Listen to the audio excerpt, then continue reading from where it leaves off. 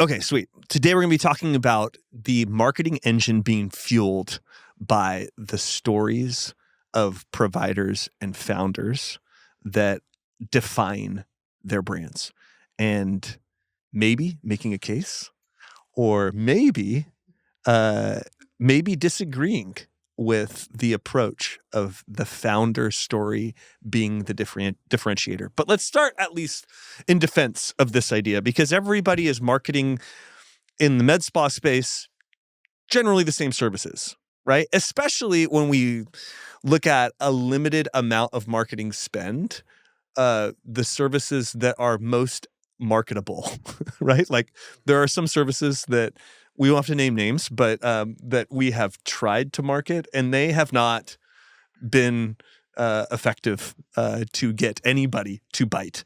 And then there are other services where it's like pretty guaranteed that you're going to get bites. Nonetheless, this conversation is about the differentiator and marketing the differentiator around the founder. So let's start by making the case for founder-based or provider-based marketing. Go, Andrea. Well, it innately is going to make it feel like a more personal relationship out the gates, because you're identifying a key person in that practice. You're telling their story, ideally through their lens, whether it's first person or third person. It's just such an opportunity to cultivate empathy for the provider in the practice. And I think that by telling someone's story personally, it's an invitation to start a relationship. Now, you don't want to lose sight of putting the patient at the center of your engagement. However, it is inviting to a third party, your prospective audience, when you tell a provider story like that. For sure. Yeah, when I think about like before and afters are important, right? Because in order to earn trust, a big part of earning trust looks like, do I see myself in you? And, you know, a feeling of sameness, like, oh, we're kindred spirits, you know? And part of that is life stage. Part of that is, you know, what your interests are. And I think about the provider pages that you've created, Kevin, and just like, it's not a small thing. I think I used to think maybe it was a small thing, but I've realized that it's not. The personalized aspect, like this is a glimpse into my personal life as a provider. And I think even back to like the aesthetic center days, you even had B-roll, bro. You had B-roll of like their, you know, family on the beach and things like that. Like, and it just added this level of personal touch that I think very strongly, I could argue, pushed patients over the edge. Like if you had a portfolio of before and afters, there's so many before and everybody provides before and afters. And like, if you don't have them, then you're not even in the game. But if you have a fantastic med spa that has fantastic before and afters from a provider that you're like, okay, this is great. But also this is really great too. And this is really great. I have like 7 med spas that are providing really great results. Yeah. What's going to push you over the edge of choosing one versus another? And if I'm a single mom and I'm like, this provider is a single mom of 2. And that's just like me. Now that level of sameness is going to be what tips me over the edge on that versus another. And so this provider-centric marketing, it exists on a spectrum, right? There can be more passively accessible content where on the website we have provider pages and we have some nuggets about them.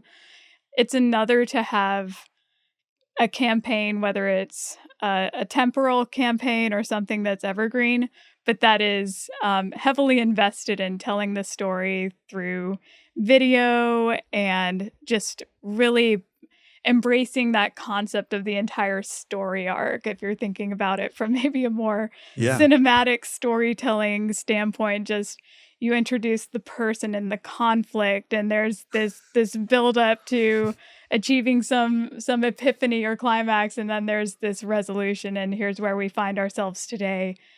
But my story isn't over. I'm inviting you in. You can use these devices so compellingly, right? And it, by all means, if you can do that powerfully with the provider who has that story to tell, by all means do it. But what about your other providers? Mm. What about key person risk? How do you ensure business continuity and that you're able to fully utilize everyone in your practice and that this doesn't become the only centerpiece? Yeah. Let's go there. Like when we talk about establishing campaigns that are centered around providers or around the founder story, we start to introduce this within the playing field of A/B testing. And when you have limited dollars that you're investing in these campaigns to run, you start to introduce this problem that we've talked about previously on this show of what happens when there are other providers on the team. Like, does the rising tide raise all boats, actually? Do you still sustain? Does everybody get a piece of this marketing pie, and does everybody get a story? I think when we start talking in extremes, we start introducing problems, and we have to find where that nuance actually is. So, Mitch, I know we've talked about this a lot. I'd love to know if your perspective has changed very much on previous iterations of our provider-centric, stance. Yeah. Yes and no. I mean, I think that the more you test, the more kind of your theories turn a little bit more concrete, the more you're like, oh, I was wrong about that, or oh, I was really, really, really wrong about that. And I think that the overarching feel is that the risks that we were worried about are very real, which is how here's what I would say. And I feel like we've talked about this in our prior episodes as well, is it is a good investment in your providers and in your business if your retention of those providers is really good. But if your retention of your personnel is not good, then you might be investing in someone else that then might leave. And so if you don't know what your numbers are and the data from like, here's what my retention rate is from my actual employees, then I think that it's a bad decision to make on investing too heavily into providers that may not be stable with you. And so there might even be KPIs where you say, like, after a certain threshold, then like, let's start investing in these people. Cause I think that a new provider comes in, it makes sense. Like, let's market for them. Let's put their face on it. But they also are more inexperienced than the other ones. And you're putting marketing dollars behind patients that you're bringing through the door for someone that may not be very experienced. That could be wasteful spend as well. So I think that there's just a lot of, I would say still do it. Just do it with like eyes fully open. And you have to know, I would say two things is like, who are your highest converters on the patient side, but also make sure that you're pushing it to the ones that are retaining, right? And I think it's important to bear in mind there's a difference. There's a distinction to be made from putting production dollars behind capturing content about providers versus putting paid ads dollars behind it. Point. Yeah. And when as I've been approaching this conversation, honestly, I've been at least during this first section, I've been focused more on the content strategy, but I think Mitch raises a very valid point in terms of what specific content pieces are you going to invest additional dollars into to amplify it and expand its reach. And that's where you do have to be more strategic and selective about who you're going to showcase and how. Yeah, that's a great point. I mean, thinking about this through the lens of brand and the lens of like organic strategy and content production, we're kind of fresh off of the launch of RN Aesthetics, which we kind of talked about. Like, of all the brands in Alpha, RN Aesthetics is the one that has the provider in its name. And, like it, which meant that it lent itself to bolstering the database and the content around all of the providers. It also just so happens that Michelle has such a tremendous team culture, such tremendous retention and really like buy-in permanent tattoos of the logo. Yeah, nothing says buy-in like a tattoo of the logo on you. But like, so there was a lot of reasons why that investment, I think, was made, was warranted. But as far as like the presence of the founder story as part of the brand and the providers as part of the brand, it's hard for me not to just think there should always be a healthy presence of like not just biographies but personality. And it's also hard for me when I see so little of that content and so little of that strategy outside of social media out there. It's like, man, the providers are the people that are providing the service. So not only is this a play of how are you credentialing the providers, but how are you sharing who that person is, how that person thinks, like what their favorite coffee drink is, because those types of conversations are the things that really glue that stickiness of the patient to the provider. I agree. I think it's important to make that accessible just beyond social media posts. I do want to go back and talk about an organic social post, though. You mentioned RN Aesthetics and Michelle just the other day. Beautiful, beautiful post. I wonder who filmed the video content that was used in that. But it was Michelle telling her story. So she was telling a very personal story. And the video did such a great job of weaving the team into it. So Michelle was still, it was the single provider spokesperson. She's the founder. She was the main character of this video. But it did such a great job of reminding the audience that now there's a whole team behind me and I have these relationships with them. We have this bi-directional trust and we all collectively are so invested in our patients. So it was still Michelle elevating everyone in telling her story. And I think that's exactly the kind of example that we should architect that type of content after. It doesn't have to be that exact format, but just to inspire. Yeah.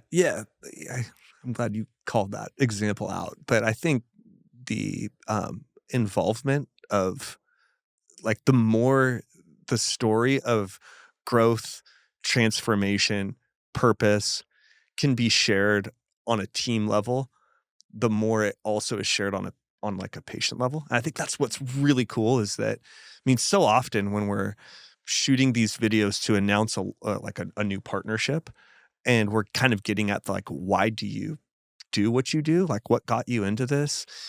There's this cross section that like everybody shares, which is this like opportunity to be the best you can be, like your best self, that works on the level of providers joining a team, that works on a level of a founder starting like entrepreneurialism, starting a practice, but also works on a level of why a patient would want to come into the doors. I think that story is just, it's always prevalent. It's always ripe. And it's something that I think people write themselves into, you know?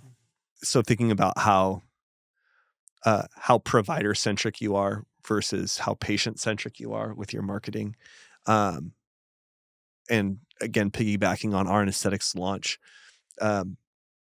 we also didn't want to be solely provider focused. And the reason honestly didn't have to do with like a key person risk of, you know, heaven forbid losing a provider or anything like that. It had more to do with patients want to see themselves, like you said, Mitch, right? So one way you could do that is through before and afters.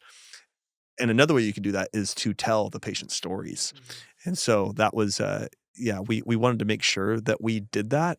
And I think that going back to the cross section of all of these things, that like there's a shared story here that fuels the marketing engine of what we do, is that the patients have they're even more important in this because they're the ones that are paying. So thinking about those patient stories, we have yet to invest in them as far as like a digital campaign is concerned. But it was an opportunity that presented early on of like, yo, we have these organically that live as part of the brand that can be played, you know, on pages that can be circulated through social media. What would it look like to actually invest dollars into these and to run targeted campaigns that have a paid marketing play?